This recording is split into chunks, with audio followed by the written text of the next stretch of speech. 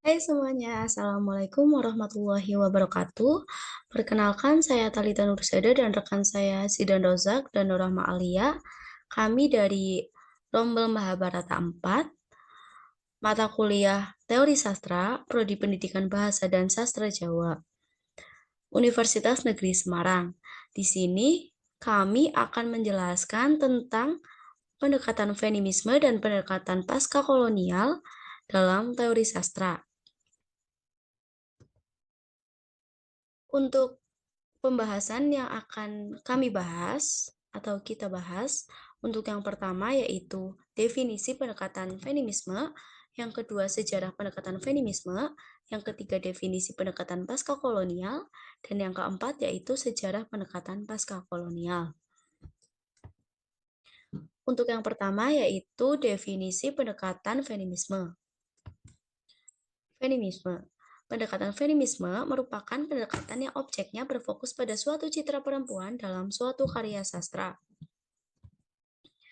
Menurut pendapat Charter 2006, tujuan pendekatan feminisme dalam kesastraan adalah untuk meningkatkan kesadaran perempuan dalam semua aspek karya sastra, baik sebagai penulis, tokoh dalam cerita, pembaca, dan sebagainya. Pendekatan feminisme ingin menolak semua teori sastra yang ada yang dianggap telah memposisikan peran perempuan dan laki-laki. Sebagai bentuk perlawanan, pendekatan feminisme menempatkan perempuan sebagai tokoh utama dalam setiap karya sastra. Untuk pembahasan yang kedua yaitu tentang sejarah pendekatan feminisme. Charter mengelompokkan pendekatan feminisme menjadi dua fase berdasarkan periode waktu atau sejarahnya. Untuk fase yang pertama, dipengaruhi oleh pergerakan reformasi ekonomi dan sosial women's right and suffrage. Sejarah dunia menunjukkan bahwa secara umum kaum perempuan merasa dirugikan dan dinomorduakan oleh kaum laki-laki. Di bidang sosial, pekerjaan, pendidikan, politik, hak kaum perempuan biasanya lebih interior daripada apa yang kaum laki-laki dapatkan atau nikmati. Situasi ini mulai mengalami perubahan ketika datangnya era liberalisme di Eropa dan terjadinya revolusi Prancis di abad ke-18 yang gemanya kemudian melanda Amerika Serikat dan seluruh dunia. Pada masa ini, penulis terkenal lahir di antaranya yaitu Virginia Woolf dalam dua novelnya yaitu A Room of One's Own pada tahun 1929 dan Three Queens pada tahun 1938 yang menampilkan karakter perempuan yang menuntut hak mereka baik itu dalam bidang hukum, pendidikan, dan informasi. Untuk fase yang kedua, menekankan kepada perbedaan wanita dengan pria secara fisik dan psikologis. Secara lebih spesifik, banyak feminis atau individualis kulit putih, meskipun tidak semua, yang mengarahkan objek penelitiannya pada perempuan-perempuan ketiga meliputi Afrika, Asia, dan Amerika Selatan. Banyak kasus yang menempatkan perempuan dunia ketiga dalam konteks all womens, dengan apresiasi bahwa semua perempuan adalah sama. Pada masa ini, beberapa penulis lahir di antaranya Kate Millett dengan karyanya, yaitu Sequel Politik, yang membuatnya menjadi tokoh feminis yang mungkin paling berpengaruh di zamannya. Untuk pembahasan yang ketiga yaitu tentang definisi pendekatan pasca kolonial yang akan disampaikan oleh rekan saya yaitu Sidan Rozak. Selanjutnya, yang ketiga, definisi pendekatan pasca kolonial.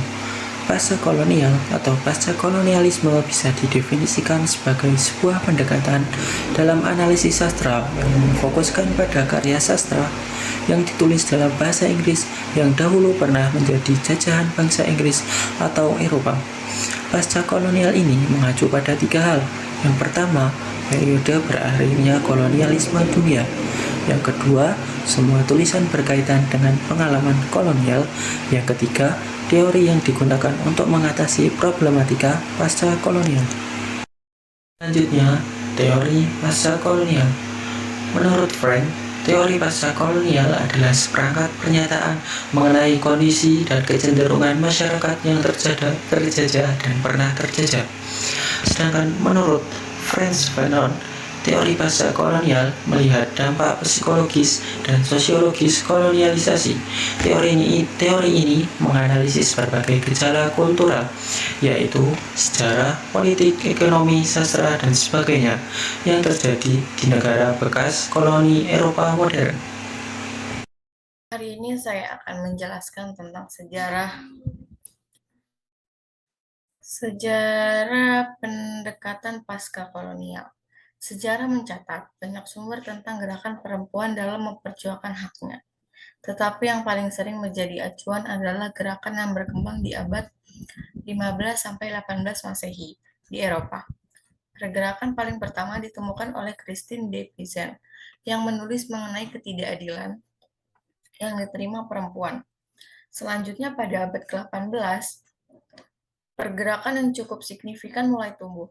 Terdapat tokoh utama dalam pergerakan ini, yakni Susan dan Elizabeth. Ketika mereka sudah berhasil melakukan perjuangan hak politik, yakni hak untuk memilih bagi perempuan. Selanjutnya memasuki abad ke-19 dengan adanya pelopor dari Lady Mary Wortley Montagu dan Marquis de Condorcet, gerakan ini terus-menerus berkembang sampai ke negara-negara penjajahan di Eropa. Secara bersama, gerakan tersebut dinamakan sebagai Universal Sisterhood. Terima kasih.